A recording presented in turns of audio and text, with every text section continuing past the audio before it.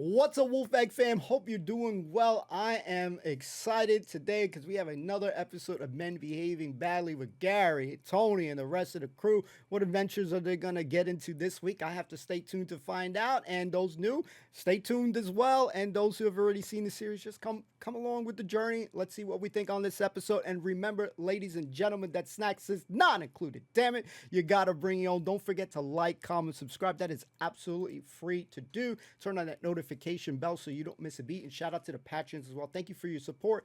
Let's get this journey started. Snacks not included. Let's freaking go.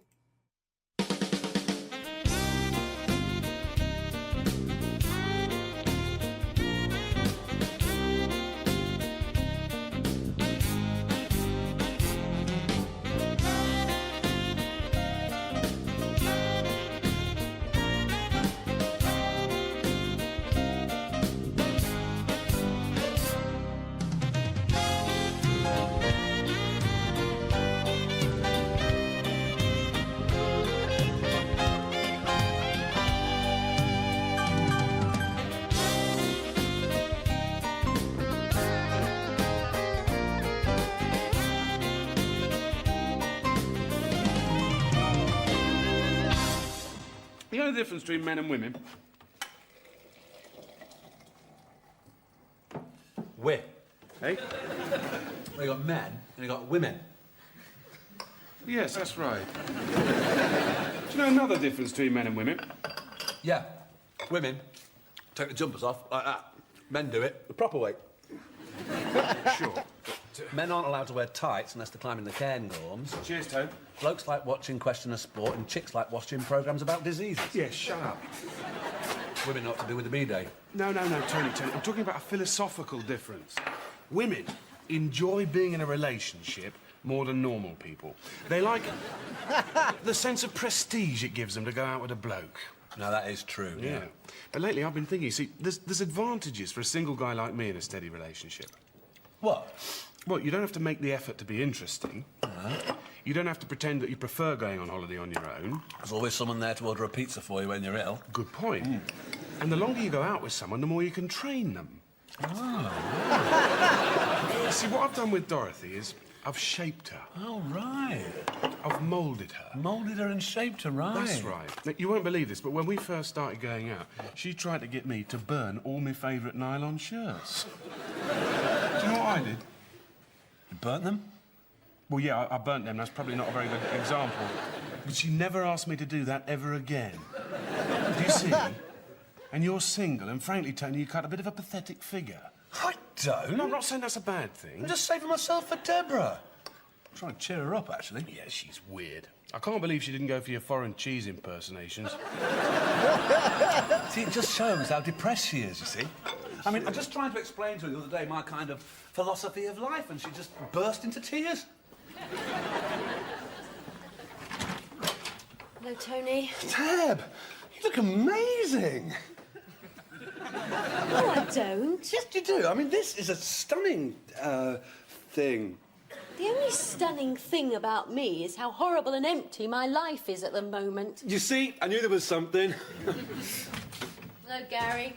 Oh, Deborah, your usual? Tea, toast, spoonfuls of yoghurt dribbled between your quivering breasts. Sorry.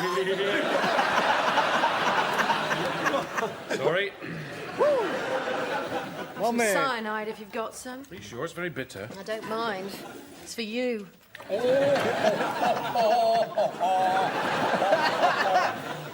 Nice pinny. Oh, yeah. Yeah, I'm doing the cleaning in lieu of rent. You see, although unemployed, I still retain my dignity. So what brings you down to my fashionable bachelor apartment?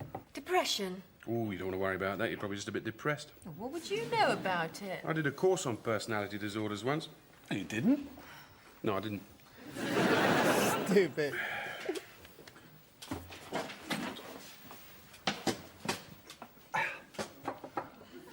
Eden! Oh, first class! Your go. It's a cream cheese. Low fat. French. With chive. Possibly blue. Limeswold! Jesus. Are you all right? I haven't worked for ages. I don't do anything all day. If it wasn't for worrying about bed sores, I probably wouldn't get out of bed at all. Me too. Brilliant. You've got us. Oh, come on, Deb. It's never as bad as it seems. I haven't got any hobbies. Most of my friends are settling down and moving away. I'm completely broke, and I've lost all interest in men. That's a See bit what you grim, isn't mean, it? yeah. I decided to go travelling with a girlfriend across Asia. I've come to tell you, I'm selling my flat. Come on. I can't do that. Are you sure you want to go to Asia? It's very dusty. Why should I stay here? We haven't slept together yet. Oh, come on, Deb. We were made for each other. Well, now we'll never know. We might get somebody horrible moving there, like a fat couple. Or Welsh people. Damn, We had the some Welsh. difficult neighbours once. They used to order pizza at all hours of the night. The bastards. They were the Legg family, and funnily enough, on the other side, we had Mike and Tina Legg. Marjorie used to joke that we kept the legs apart. Then the first lot of Leggs moved to Dusseldorf, and the Smethursts moved in, so the joke didn't work quite so well. George, one tiny, silly little question. Do you intend doing any work this morning at all? To be honest, I'm finding it very difficult to concentrate with all these boxes. Oh, fear of boxes. I must look that up in my encyclopedia of made-up phobias. George, don't make me bring forward my plan to replace you with some laughably simple software. Hi, George. Oh, hello, Dorothy. What brings you here? I just popped in to tell Gary I'm pregnant. What? What? It's a joke. Whoa. Don't be unkind to George again, were you, Gary? No, he doesn't mind. His responses are different to people from our solar system. What's all this? International Box Week? How do you mean? Well, I hate to sound like that presenter of Whinging Consumer or whatever the programme's called, but aren't you breaking several thousand health and safety regulations here? Our storage depot's out of action. Oh, yeah, why's that? There's an outbreak of rabies. Guard dogs foaming at the mouth everywhere. Very French. You're lying again, Gary. No, I'm not. Would you like me to bring in the visitor's chair, Dorothy? No, thank you, Anthea. I just popped in to give Gary his ointment. Ah, thank you. Yes, I thought we said that before. Yes, he's helping us with some tests at the hospital. Yes. He said he's helping to find a cure for a rare tropical disease. Did he? No. He's got a wart on his penis. Oh, my God. Why are you telling so many lies, Gary? I'm not. Anthea, you're sensible. What's going on here? Gary's sublet our storeroom. How much for? Nothing. George? £100 a week. Well, I'm the manager. I'm meant to be greedy. Gary, someone could get hurt. I know, it's dangerous and exciting, isn't it? Jesus. All right. I'll do something about it tomorrow. This is Lazy. followed by inflammation affecting the entire body, racking pains, prodigious swelling, and finally, death. Depressing. Neighbours! Deborah! Oh, hi, Deb. We're just paying you a neighbourly neighbourhood call. What is it? It's a cup of sugar. Why? Well, we're like one big happy community here, aren't we? I mean, I lend you a cup of sugar, you lend me a cup of coffee, then we swap. Great plan. I got you some coffee, but I couldn't find a clean mug. Oh, my God. It's like living in a little country village here, isn't it? Everyone helping the other one out.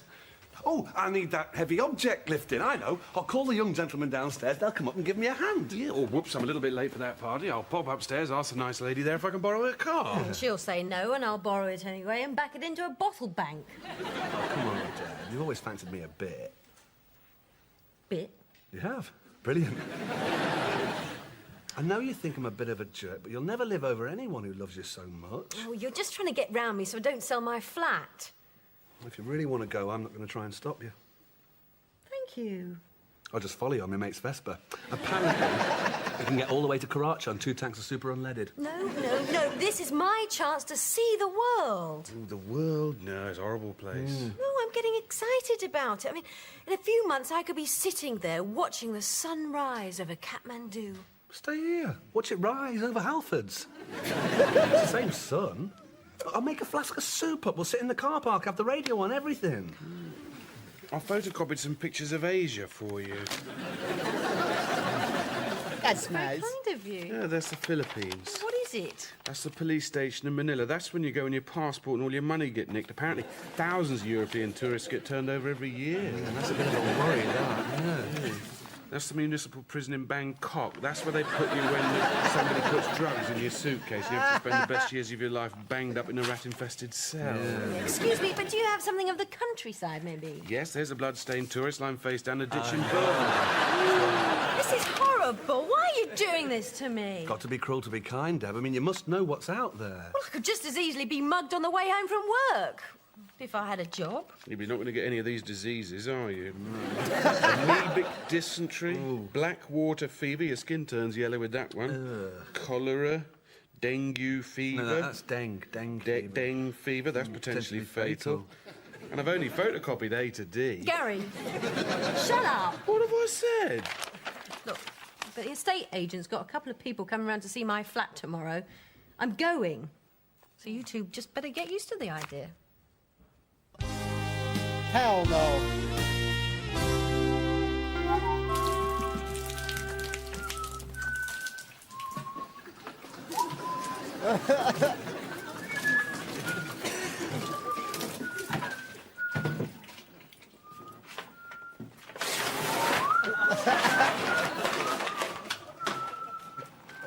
Shit.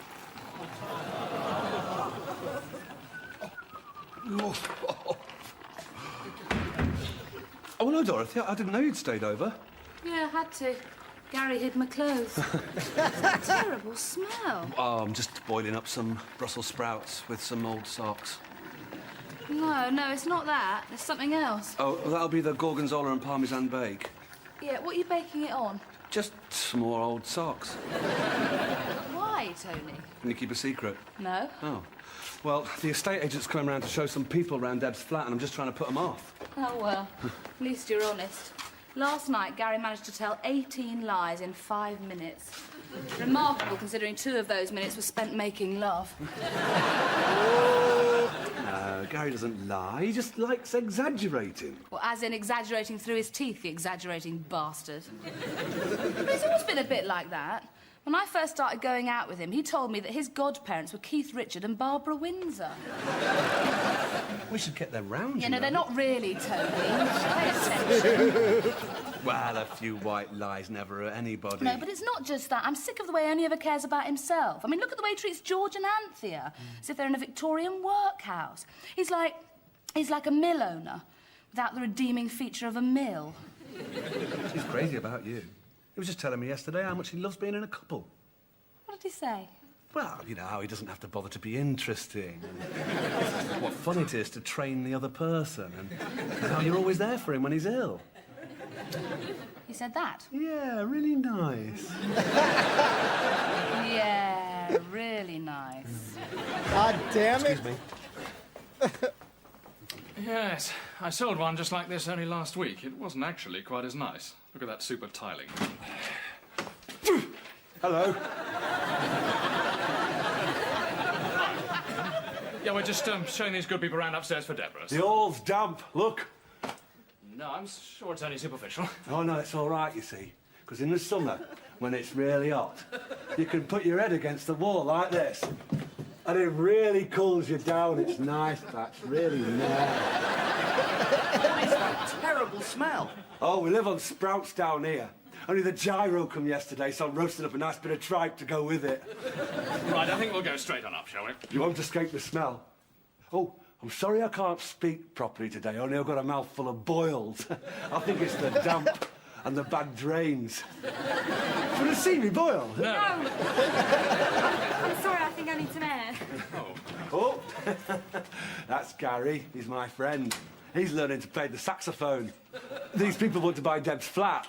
Well, we've still got a couple of other places to go. Well, you're not narrow-minded, are you? Only when Tony and I make love in the garden, he tends to scream a bit, don't you?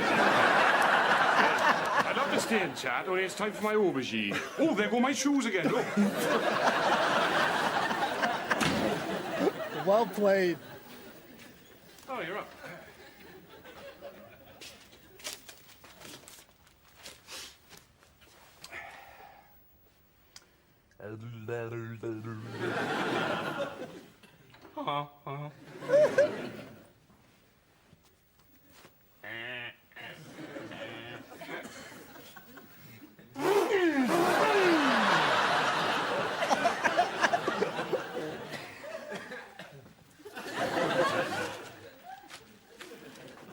Guess that's foreplay.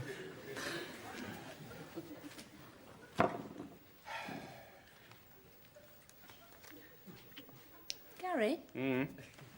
Why does the flat smell of Brussels sprouts? It's an old hangover remedy of Tony's. He's made it before. How does it work? It's the enzymes, apparently. The Egyptians invented it, only, of course, they use spinach. Gary? Why do you go out with me? Well, you know, the usual. Isn't it a strain, though, having to be so interesting all the time? Well, you get used to it. No, but seriously, what do you like best about it? Training me or having me run around after you when you're sick? It's a tricky one. Training? Shit, good dog. Gary, I don't want to go out with you anymore. What? I'm serious. No, you're not. You're Dorothy, I'm Gary, we go out together, it's enjoyable. No. I'm Dorothy, you're a moron, we go out together, it's annoying. This is a joke, isn't it? You're being humorous. No, I've had enough. All right. What aren't you happy about? Yeah, you can give me the short version if you like. You lie. You talk drivel. Your idea of sophisticated humour is the whoopee cushion. You call my mother Dave. You've got big ears. All right, I said give me the short version. This is the short version. Well, what are you going out with me for, then? Exactly. All right, Dave. I can change. No, you can't. I can. Oh, I promise. No more lies. I've already improved conditions at the office. I'll treat you like a queen every day. Why should I believe you? I swear on your mother's life. Do you see? All right, I swear on my life. No more lying. I think his nose getting bigger right now. I'm very happy here. Yes, it's nice. Very nice. Thank you. This is the bedroom. Do you have the use of the garden? Yes, I share it with... What's that?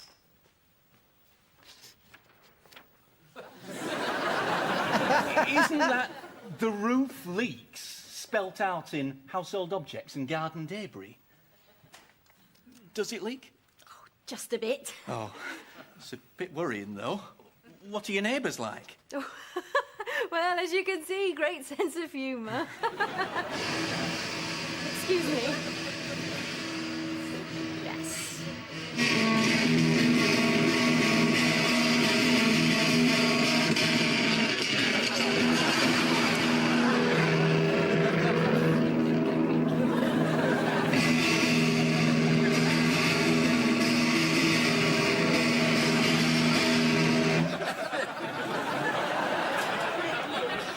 Any requests? You are ruining my life! Oh, come on, Deb.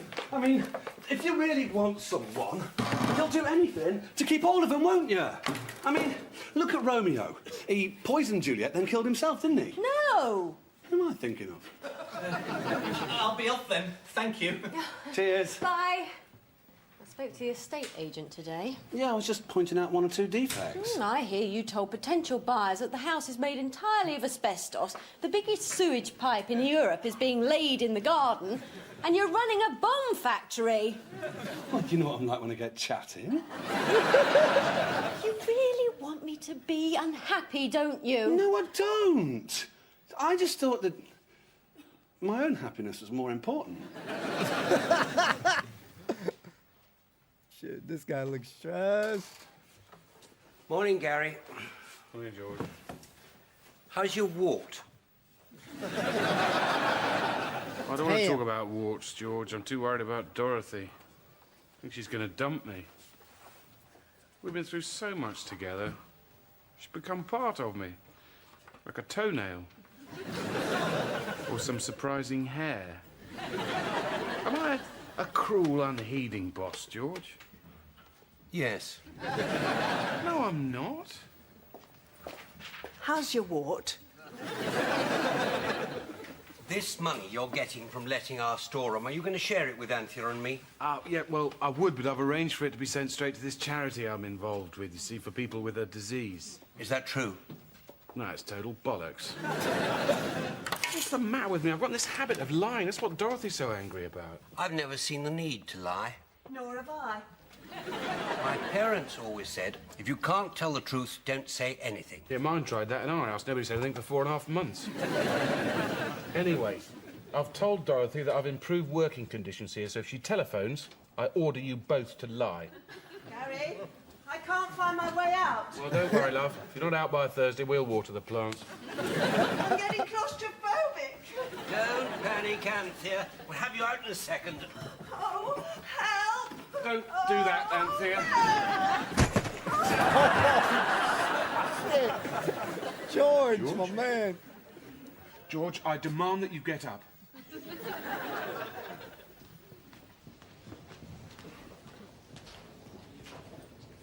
I'm sorry, George. This is my fault. It's been a bad few days, to be honest. Deborah's already had an offer on her flat. Flat? Yeah. Just think if things had been different, she could have been mine. I suppose it wasn't meant to be. I've got Dorothy. I've got Dorothy. You are all right, aren't you, George? I mean, you see my problem. You talk gibberish at the best of times. It's hard to tell if it's a concussion or just another day in your life. Hello, Gary. How's your wart? Damn. Dorothy will be along in a minute, so she'll look after you. Why am I here? George, you won't tell Dorothy this is my fault, will you? Something fell on me. Yeah, but this could ruin my relationship. Was it a box? Well, what happened?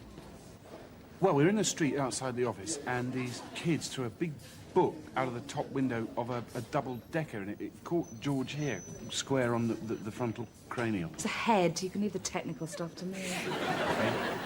So George went down, and I followed the bus, but it went round a corner. A big book. Big book. You're lying. No, I'm not. George, what happened?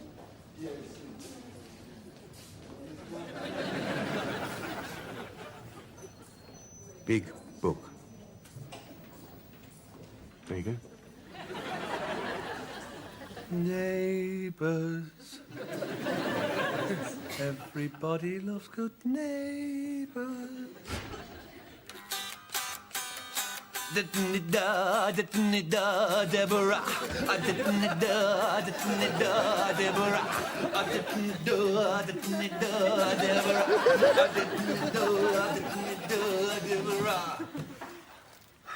Oh, don't stop. That's lovely. How could she do this to me? Who? Da-da-da, da-da-da, Deborah. Da-da-da, da-da-da, Deborah. All right, I'm early. Yeah, I've been to the hospital. Oh, how is the wart?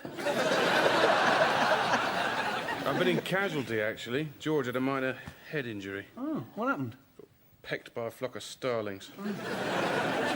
Dorothy on shift. Yeah, but I think I got away with it. It's open!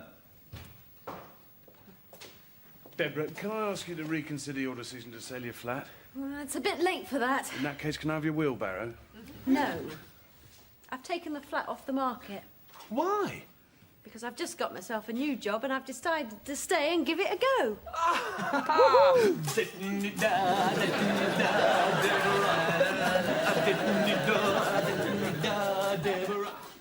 Catchy. Bristol Rovers 0, Rotherham 2.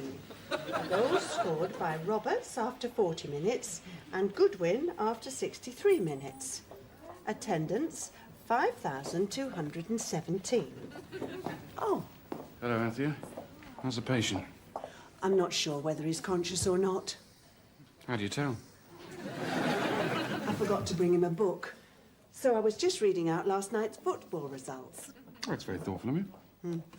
Port Vale won again. Smashing. Wait, what the hell?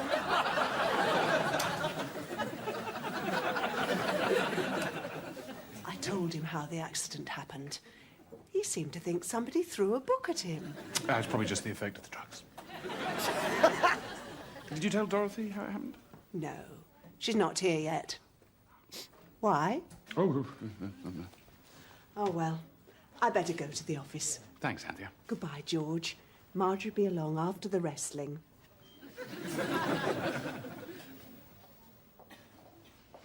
Hello, George. Hello. I got your mouth organ. Thanks. It's got instructions. Have you told Dorothy it was my fault you're in here yet? No. Are you going to? I'd like to help, but I'm not entirely myself yet. When will you be entirely yourself, George? I don't know. If Dorothy finds out I've been lying to her again, she really will leave me this time. What's it worth? To keep quiet. Nice. £10 book token? Cash bonus of £1,000 each for Anthea and me, and an annual inflation-linked increment. I got you a bloody mouth organ. And a say for day-to-day decision-making and choice of soft furnishings. Fine. And fancy biscuits to be paid for by the company, including chocolate hobnobs where appropriate. Yes. Watch it, sunshine. Sorry? Nothing. You met your match, man.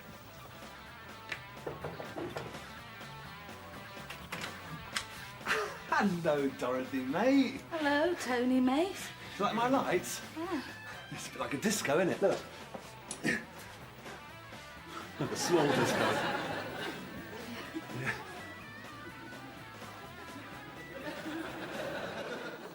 Groovy. Hi. Oh, hello. Tony let me in. How's George? Better. Oh, good. Thanks for bringing him the mouth organ. It's all right. Was he well enough to play it? Not really, no. Oh, well. He did play it, though. Unfortunately. 5 hours. He was just getting the hang of Love Me Do when a heart bypass patient tried to strangle him with his drip. Listen, I was talking to George about the accident. What did he say? Well, he was just saying how good you'd been, really. You know, bringing him to hospital after he'd been hit on the head by the big Big book. Listen, I'm sorry. I always think the worst of you. This isn't fair. I can't lie to you anymore. What about? I've forgotten. Listen, don't push it, Harry. I'm only choosing to believe you because I haven't got time to go out and find myself another boyfriend. Wow. Right! I love her. Oh, shit. Yeah, glad you're... Deborah, this is for you.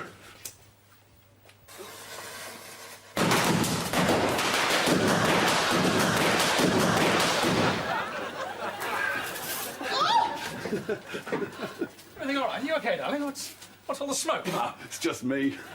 Oh, right. Isn't she gorgeous? How are those boils, by the way? Oh, my God.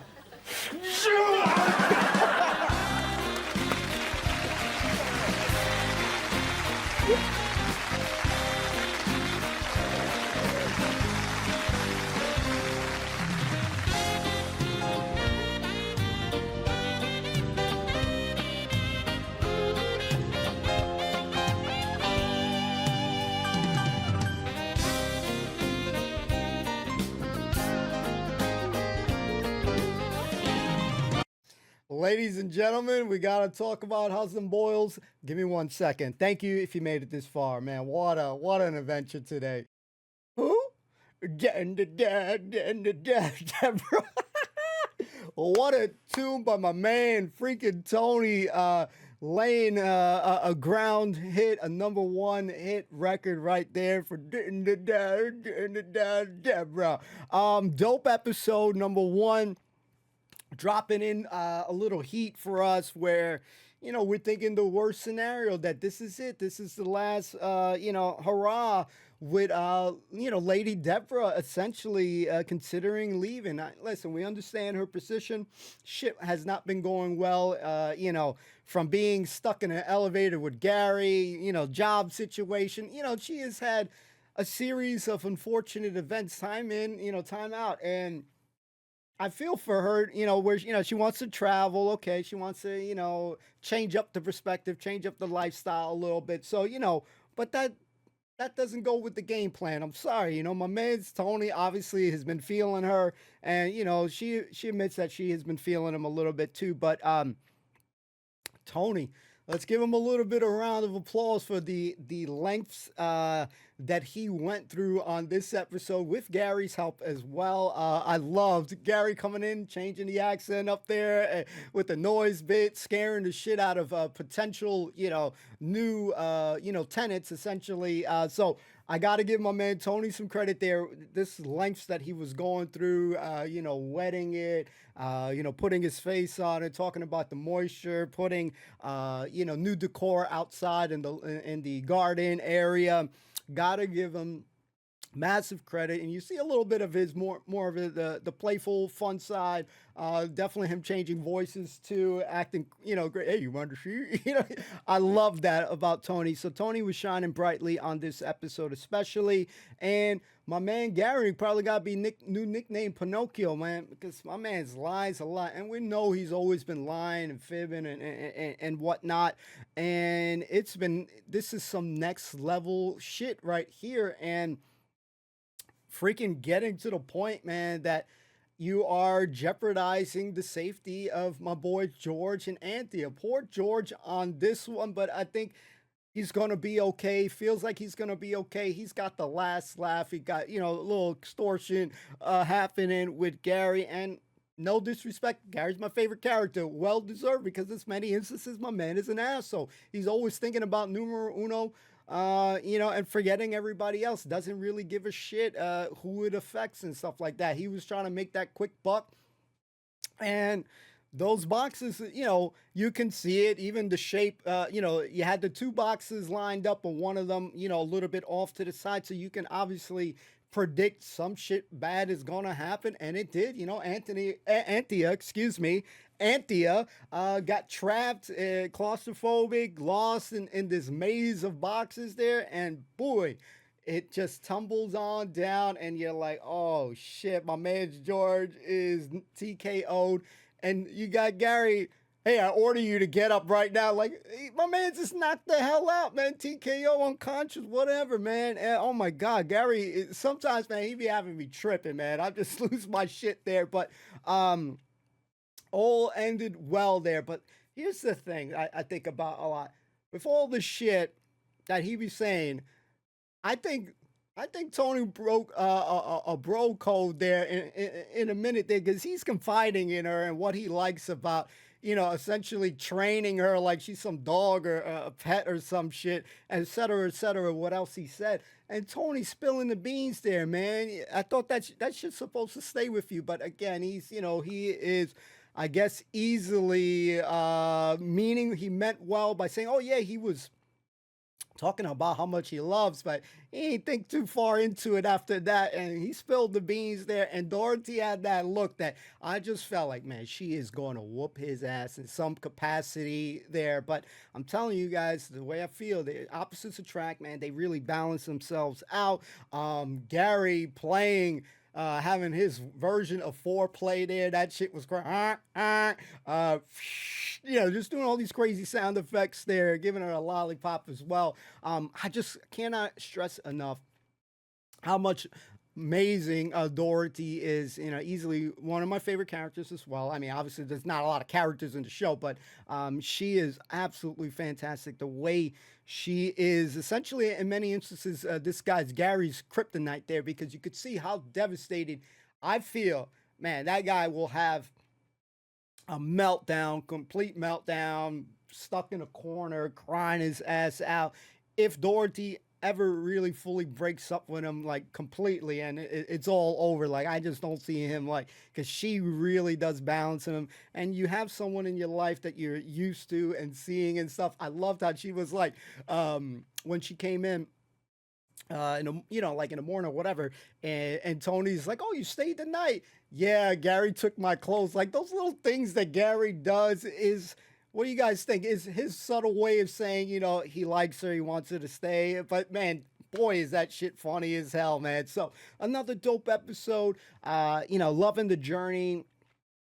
These characters are phenomenal. The adventures that they're getting into, and I was a little bit sad just thinking for the fact that potentially Deborah could leave. You know what I mean? Because you have one relationship, and it's hard to say what the other one is at this point. But obviously, one wants it more than the other. But you got the two couples. I look at them still as a couple, whether not there yet or anything like that. But I'm happy. I'm happy that at least Tony's gonna get his way. But that ending pissed me off a little bit there, man. Tony right there about to beat that ass. I was all for that shit. Again, like I said, another dope episode. Really enjoying the journey. Great characters, great story, great stuff that they're getting into here. This garden bit, the house bit, all these things just led to a really fun, kick-ass episode. And even the doctor bit, this guy's level of lying, Gary's level of lying is so crazy that, he's trying this new shit for this. When she said the wart on his penis, man, golly, man, I literally almost jumped out my seat with laughter because that was so good. I love it. She just busts his flavor right there because, again, he lies so much there. But let's ask you guys the question. In your opinion, excuse me, current stage of where Gary is, where we're at right now, can Gary change? Do you think that it is going to be very difficult for him to change the lying or ease up a little bit? Let me know in the comments down below. I mean, I think that's something that is just in him. I mean, I don't know if he can quite, change, but you guys let me know what you think about that. Hopefully you guys are enjoying the Men Behaving Badly journey alongside me. I do know a lot of you guys are watching for the first time, as well. So hopefully you guys are enjoying it as well. And, those who have seen this show countless times, thanks for, choosing to hang out with me. Really quick, I always say, but don't forget to like, comment, and subscribe. That is absolutely free to do. Turn on that notification bell so you don't miss a beat. Shout out to the Patreons as well for your extra support. Massively appreciated. Just thanks for overall just accompanying me on the journey, ladies and gents. We'll see you on the next one. Peace and love. Stay tuned for more.